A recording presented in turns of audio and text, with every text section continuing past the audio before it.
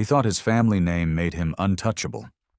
In a frozen Montana town, a Mafia boss's son harassed a veterinarian, then kicked her German shepherd like it was nothing. When a quiet, 45-year-old man in a worn leather jacket stepped between them, the bully laughed and pulled a gun. What he didn't know was that the man didn't flinch, didn't raise his voice, and didn't back away. The police would later tell him to leave town. The Mafia would try to buy him off. But they made one fatal mistake. They hurt the dog again. And that's when the town learned who the man really was. Before we begin, tell us where you are watching from. And if this story touches your heart, please subscribe for more. The winter wind swept through downtown Bozeman, Montana, dragging fine snow across the sidewalks and pressing cold silence into every narrow street. John Walker sat alone in a weathered roadside diner near Main Street, his back straight hands wrapped around a chipped ceramic coffee mug that had long gone cold. At 45, he looked like a man carved by time rather than age. His face was angular jaw set hard beneath a short, neatly trimmed beard dusted with gray. Deep lines framed his mouth, not from laughter but from restraint. His dark hair was cut short, practical, with silver threading through the temples. He wore a thick, dark brown leather jacket softened by years of use. A red and navy flannel beneath it, faded blue jeans rubbed pale at the knees, heavy leather winter boots, and a gray wool scarf loosely wrapped at his neck. Nothing about him asked for attention, yet something about him quietly denied comfort. John's steel-gray eyes rested on the frosted diner window, watching snow drift past like slow-moving ash. His body was still, but his mind was not. He cataloged reflections, movement, exits the way he had for decades. Habit, not paranoia. He had learned long ago that stillness did not mean safety. It meant waiting. Outside, Sarah Miller stepped carefully along the sidewalk, her boots crunching softly through fresh snow.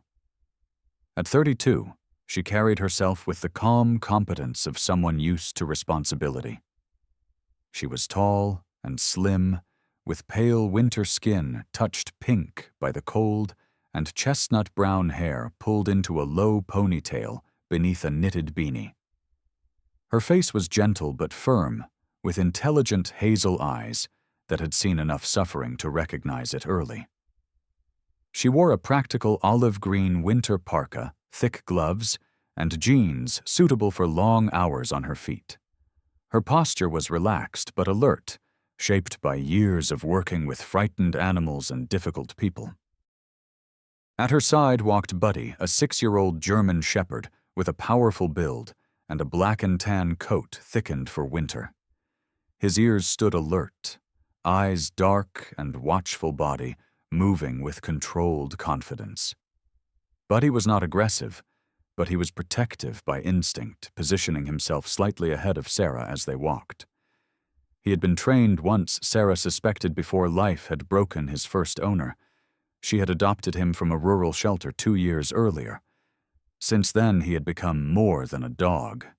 He was routine, stability, family.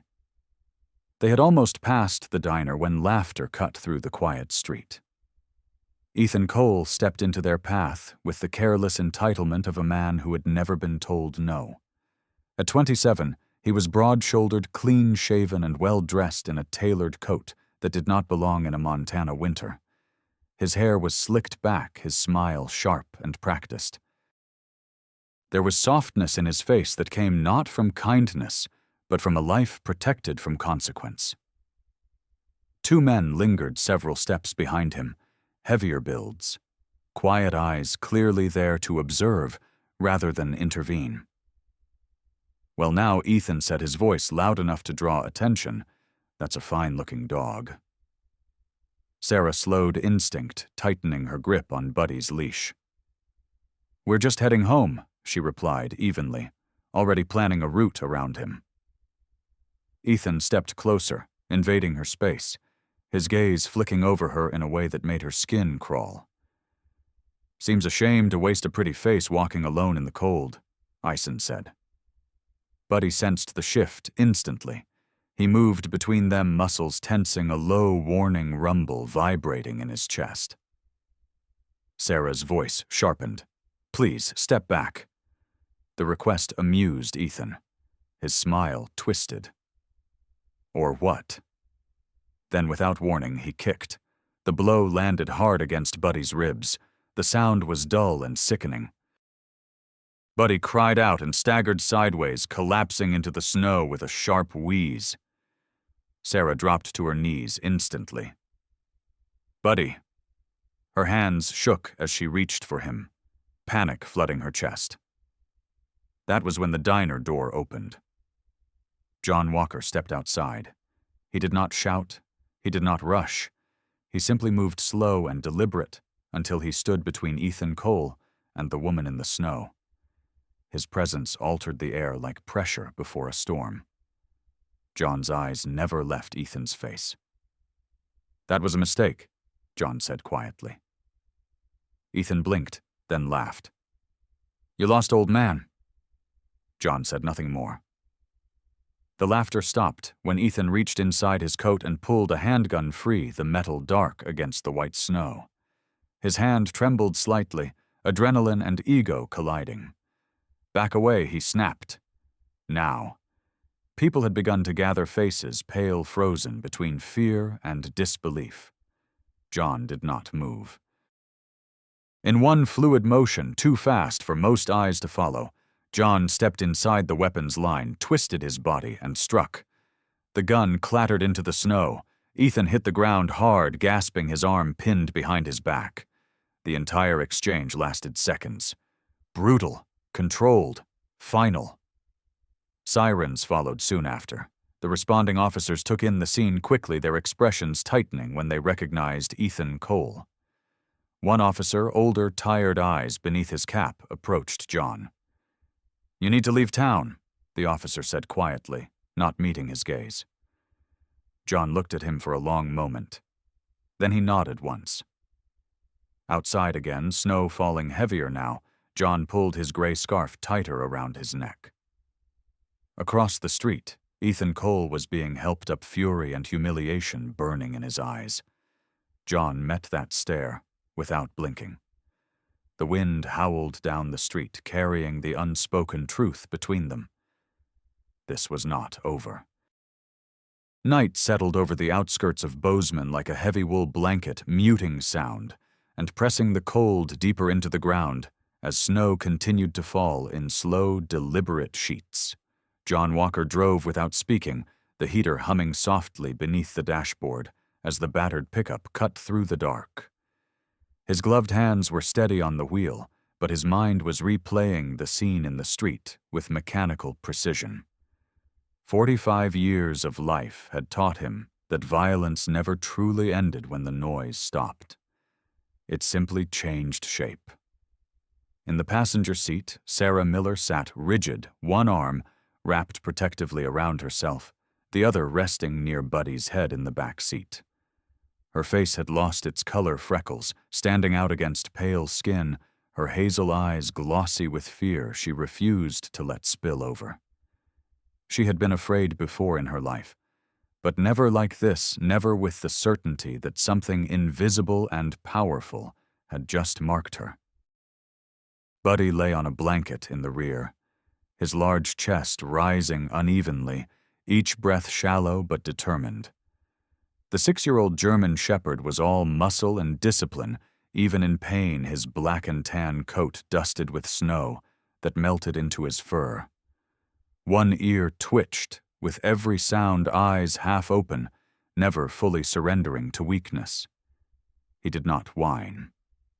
He watched. The veterinary clinic sat at the edge of town, a squat, aging building with faded white siding and a flickering porch light that buzzed softly in the wind. Sarah unlocked the door with shaking fingers and led them inside. The place smelled of antiseptic and old wood, a familiar comfort to her, though tonight it felt fragile like a shelter made of paper. John lifted Buddy with practiced care, ignoring the protest of his own joints, and set the dog gently on the examination table. Sarah moved automatically, now muscle memory taking over. She shrugged off her coat, washed her hands, and examined Buddy's ribs with expert precision, her touch light but confident. Bruised ribs, maybe a fracture, she murmured, voice tight but controlled. He's lucky. John watched her work, noticing the way her fear narrowed into focus, how she leaned closer rather than stepping back. She was not fragile. She was simply human. When she finished wrapping Buddy's torso, she exhaled slowly, as if releasing the shock she had been holding since the street. "Thank you," she said quietly, finally meeting John's eyes. "You didn't have to do that." John nodded once. "Yes," he replied. "I did." The night deepened. John moved through the clinic with quiet purpose, testing locks, tightening hinges, reinforcing door frames with whatever tools he could find. His thick leather jacket creaked softly as he knelt, gray scarf brushing against the floor. Each movement was deliberate, born from years spent in places where doors were suggestions and silence meant survival. He set glass vials near the back entrance, positioned a filing cabinet to block a side door, adjusted the porch light to cast long, unbroken shadows. Sarah watched him from behind the counter, coffee growing cold in her hands. There was something unsettling about how calm he was, how naturally the space bent to his control. It was not aggression. It was readiness. A set of headlights cut through the falling snow. John froze. Buddy's head lifted. A black SUV rolled to a stop outside the clinic. The door opened, and Robert Cole stepped out. At 62, he carried himself with the rigid confidence of a man who had never been denied.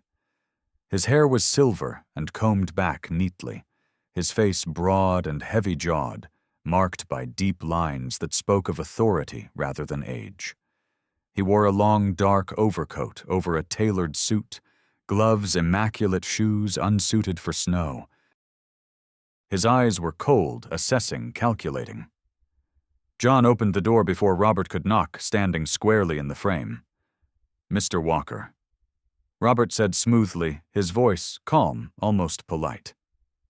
"We need to talk." Robert glanced past him at Sarah and Buddy, then produced an envelope from his coat. "My son made a mistake," he said. "Young men do that. Accidents happen. This is for the trouble." He held the envelope out thick with cash. "Bozeman is a small town. People who want quiet lives tend to get them." John did not look at the money. "Take it and leave." Robert's smile thinned. "You're making this difficult." "No," John replied.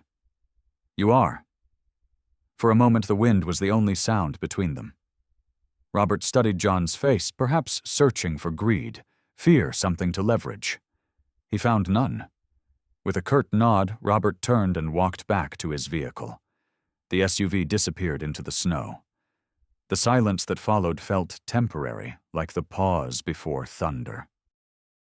It came after midnight. The crunch of glass echoed through the back room. Buddy growled, low pain forgotten. John moved without hesitation.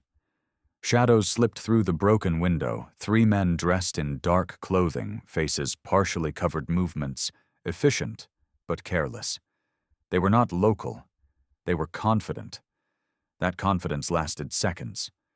John struck first, emerging from darkness with controlled violence. A fist to the throat, an elbow to the temple, a leg swept out from under a man mid-step. Bodies hit the floor, hard breath knocked free. One attacker swung wildly. John caught the wrist, twisted, and disarmed him with a sickening crack. Buddy lunged despite his injury, slamming into a man's leg, teeth snapping inches from flesh, driving him off balance. Sarah screamed once, then clamped a hand over her mouth, eyes wide as she watched the clinic transform into something else entirely. In less than a minute, it was over. The men fled, dragging themselves back into the snow, leaving silence and scattered glass behind. John stood in the center of the room, chest rising slowly, eyes scanning, listening for what might come next. Sarah knelt beside Buddy, pressing her forehead to his, whispering thanks through tears she no longer tried to hide. Outside, the town slept, unaware that something fundamental had shifted. Bozeman would not be quiet tonight. The blizzard arrived before dawn, swallowing the edges of Bozeman in white, and turning the highway north into a ribbon of drifting shadow. John Walker stood by the clinic window, watching snow hammer the glass in hard, slanted lines. The town looked smaller under weather like this, compressed and fragile, as if one strong hand could close around it. He felt the familiar tightening in his chest, not fear, but recognition. Storms had a way of exposing truths people worked hard to bury. He had learned that in deserts and mountains far from Montana, and he was learning it again here. Behind him, the clinic was quiet. Sarah Miller slept in the small office upstairs, exhaustion finally winning after 2 nights of broken rest. Buddy lay on his bed near the heater-bandaged ribs, rising and falling in slow, stubborn breaths. Even injured, the German shepherd did not fully sleep. One ear remained cocked toward the door, loyalty etched into muscle and bone. John's thoughts circled the same conclusion he had reached hours earlier. Robert Cole did not act like a man cleaning up a single mistake. The men who had broken into the clinic had been too precise, too confident. That kind of confidence came from routine, from a system that had worked for years without interruption. Violence was only one branch of the tree. There was something else feeding it, something colder. By mid-morning, John had confirmed it. He did not need computers or warrants. He needed patterns. Late-night trucks that never stopped for fuel in town. Warehouse leases paid in cash. Border routes that shifted with the weather. Cole was moving more than influence. He was moving product. Animals first, John suspected high-value, low-noise shipments that didn't talk. Then weapons light and portable, easy to disappear across the northern border. The kind of operation that survived because everyone along the chain got a cut. John made the call from the back room, voice low. The number connected after 2 rings. "You don't usually call unless the ground is moving," came the reply. Marcus Hale sounded exactly as John remembered him. Mid-40s, sharp mind, sharper instincts, once lean, and relentless in uniform, now disciplined in a different way. Marcus had traded camouflage for tailored coats and long hours under fluorescent lights, but the core had not changed. He had always believed that order mattered, that lines existed for a reason. "I need you to listen," John said, "and then I need you to forget you ever heard my voice." Silence, then a controlled exhale. "You found something." "I did," John replied.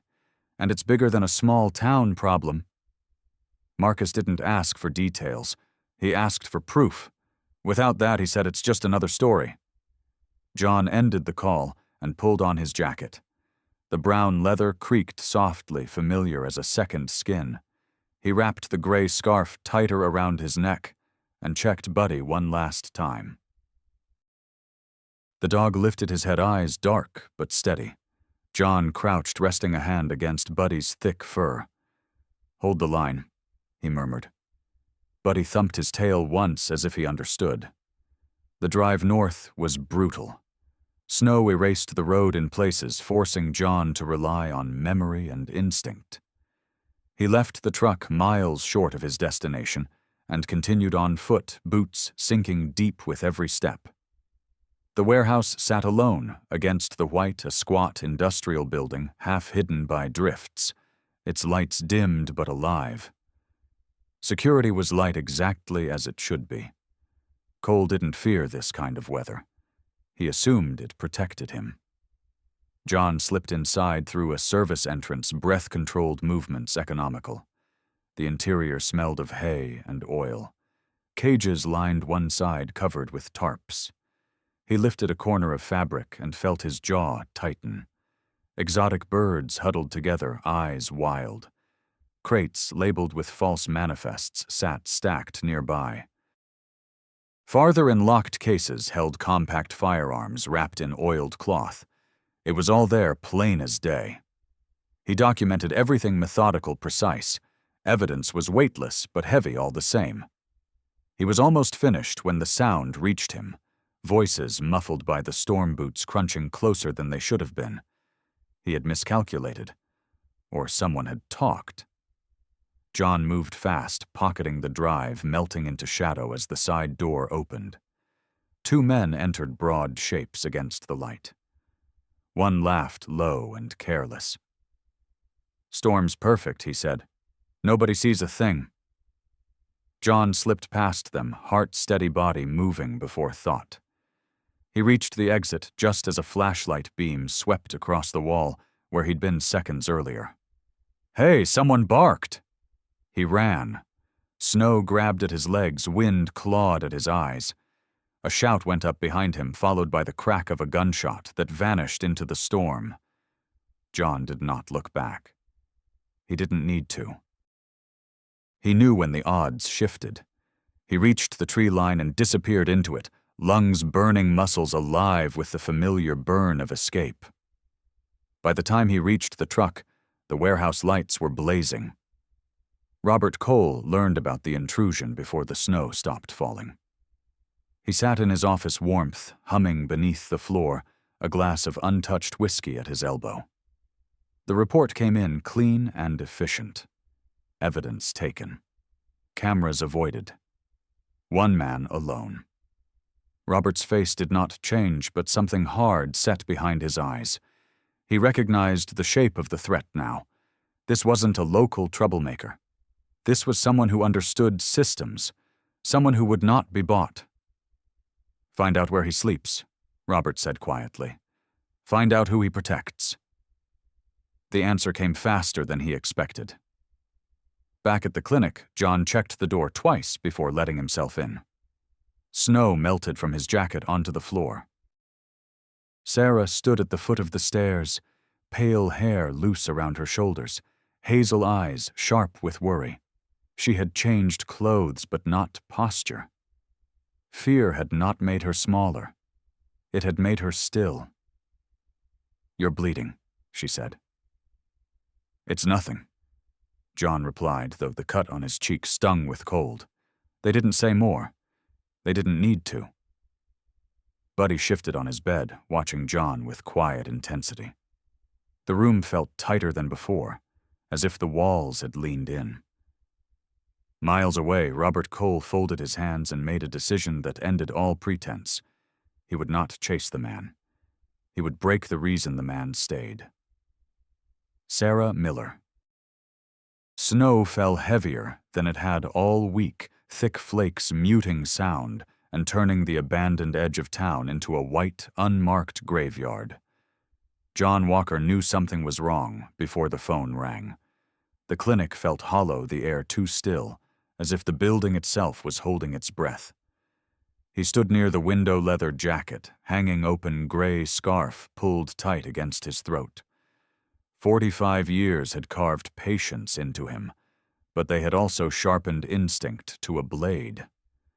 When the call came, the screen showed an unknown number. He answered without speaking. Sarah Miller's voice did not come through. Instead, there was breathing slow and deliberate, followed by a man's calm, almost courteous tone. "She's with us," Robert Cole said. "Bring what you took. Come alone." The line went dead. John did not swear. He did not shout. He closed his eyes for a brief second, the way a man might before stepping into freezing water, and then he moved. Upstairs, Buddy stirred. The German Shepherd rose unsteadily from his bed, bandaged ribs wrapped tight beneath his thick black and tan coat. At 6 years old, Buddy was no longer reckless, but loyalty had never required permission. He followed John to the door, eyes fixed, ears forward. "Stay," John said softly. Buddy ignored him. They found the car 3 blocks from the clinic door open, groceries spilled across the snow. Sarah was gone. Buddy's body lay near the curb, blood dark against white. John dropped to one knee, hands moving automatically, assessing damage with the precision of a field medic. Buddy was alive, barely conscious. A blunt strike to the head meant to disable, not kill. A message. Buddy's eyes fluttered open when John touched him and he tried to rise. "I know," John murmured, voice steady but low. "You did your job." Back at the clinic, John worked in silence, stitching the gash behind Buddy's ear, administering just enough pain medication to stabilize him. He did not sedate the dog fully. He knew better. When he finished, John stood stripped off his jacket and checked the contents of a small duffel bag hidden beneath the floorboards. He took only what was necessary. No excess. No ceremony. He put the leather jacket back on, wrapped the scarf, and turned. Buddy was standing. The dog swayed slightly, bandage stark against dark fur, but his eyes were clear. He pressed his shoulder against John's leg, a simple, wordless refusal to be left behind. John studied him for a long moment, seeing not an animal, but a partner who had already chosen his place. "All right," John said. "We move together." The abandoned lumber mill sat beyond the tree line, its skeletal frame of rusted steel and rotting timber looming against the storm. Snow drifted through broken windows, settling on conveyor belts, and saw blades long since stilled. John approached on foot, Buddy at his side, movements synchronized by instinct. The air smelled of wet wood and iron. Inside, voices echoed. Men in dark winter gear moved through the mill with practiced confidence rifles slung low. These were not locals. These were hired hands. John counted silently. Too many for negotiation. He moved anyway. They slipped through shadow and steam, Buddy, alerting John to movement before sound followed. When the first man rounded a corner, John struck without hesitation, using the environment as a weapon. Wood-steel momentum. A second man fell hard, breath knocked from his lungs. Buddy lunged when needed, not biting blindly, but driving weight into knees, knocking balance away. Pain slowed him, but purpose carried him forward. At the center of the mill, under a harsh work light, Sarah Miller was bound to a chair. Her face was pale hair loose around her shoulders, a bruise darkening along her jaw. Even now, her back was straight. Fear had not broken her posture. She watched the shadows, breathing shallow, waiting. Ethan Cole stood nearby, pacing. At 27, he looked smaller here, stripped of swagger. His expensive coat was dusted with snow, his hands trembling as he clutched a handgun. His face was tight eyes, darting confidence, bleeding away with every distant crash. Then John stepped into the light. The hired men reacted too late.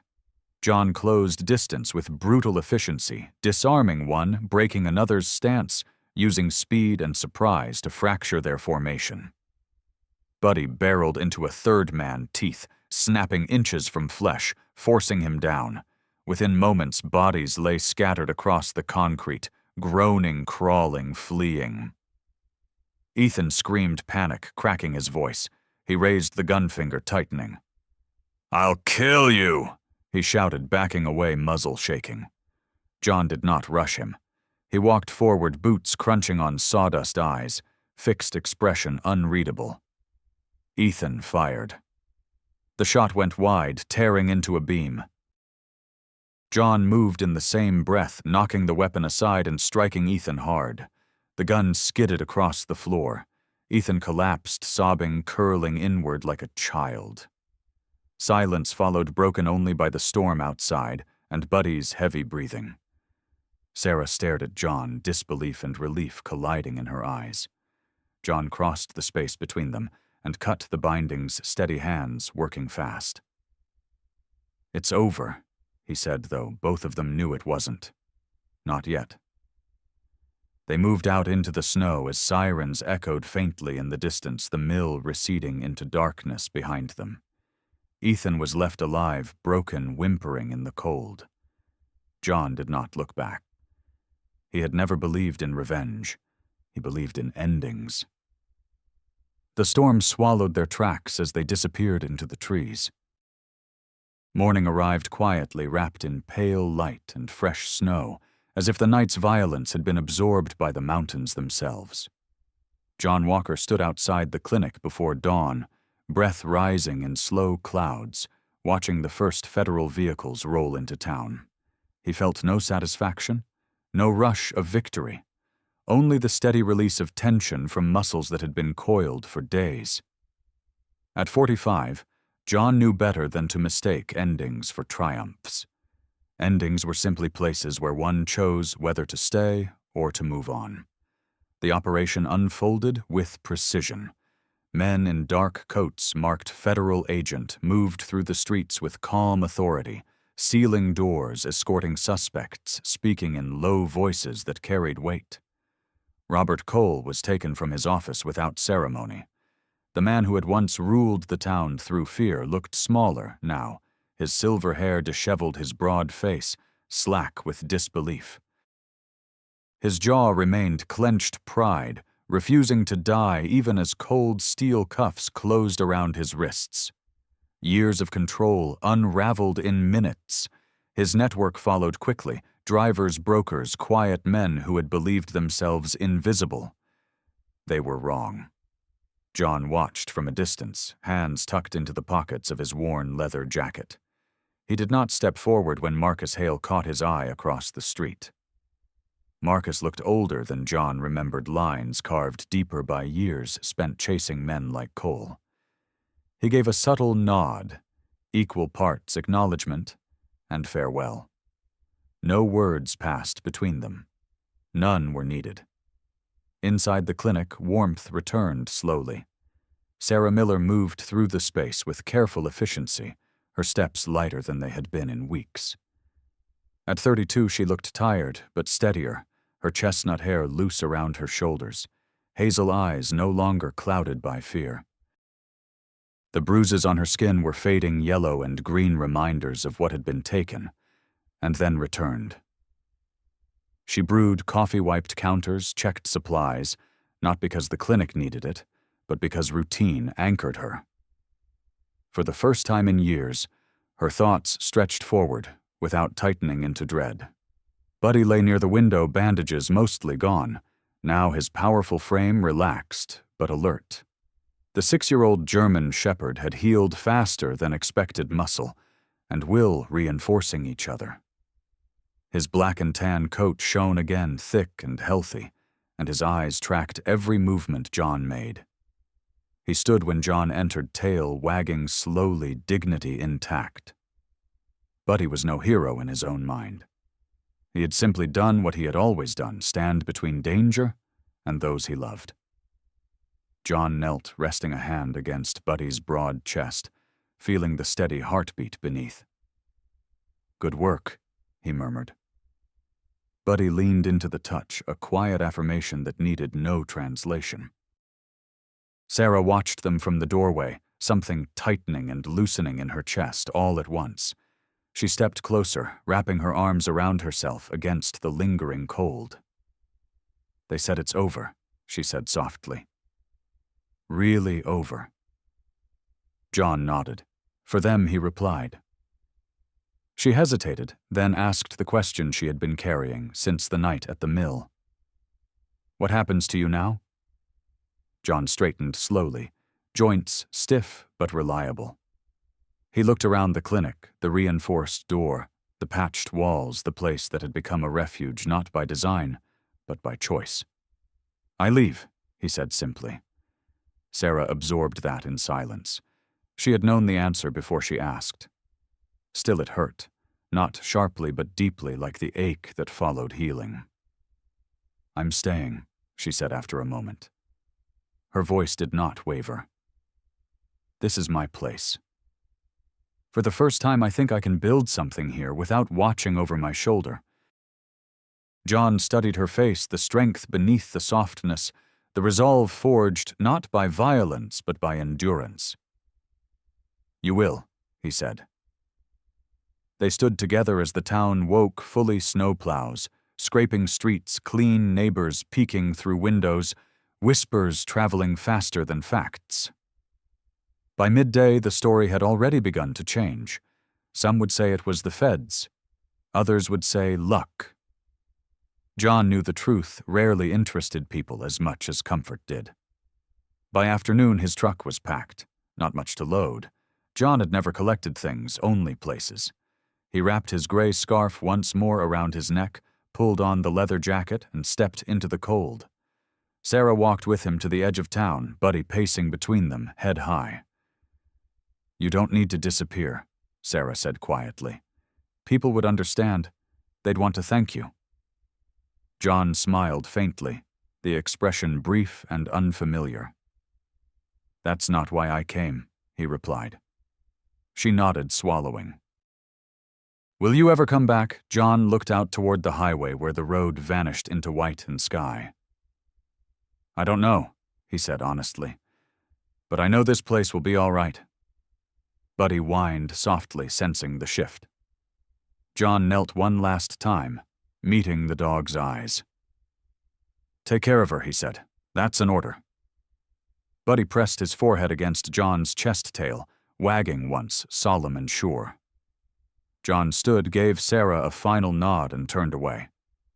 No speeches, no promises, just movement forward. The truck rolled down the snow-lined road tires, crunching engine steady. John did not look back. He never had. Behind him, the town of Bozeman settled into a quiet it had almost forgotten how to hold. Sarah watched until the truck disappeared, then placed a hand on Buddy's head, and exhaled, not in relief, but in resolve. Some men leave medals behind, others leave peace. John Walker left Montana the same way he had arrived, unnamed, unnoticed, and exactly where he was meant to be. Sometimes miracles do not arrive as thunder or fire from heaven. Sometimes they arrive quietly through a stranger who chooses to stand firm, through a loyal dog who refuses to abandon the one he loves, through courage placed in the heart by God at the exact moment it is needed. This story reminds us that the Lord often works through ordinary people who make extraordinary choices. In our daily lives, we may not face guns or darkness like John did, but we all face moments where fear asks us to step back and faith asks us to stand still. When we choose what is right, even when no one is watching, God turns that choice into protection for others. If this story touched your heart, please share it with someone who needs hope today. Leave a comment and tell us where you're watching from. And don't forget to subscribe for more stories of courage and faith. May God bless you, guard your family, and place His peace upon your home. Amen.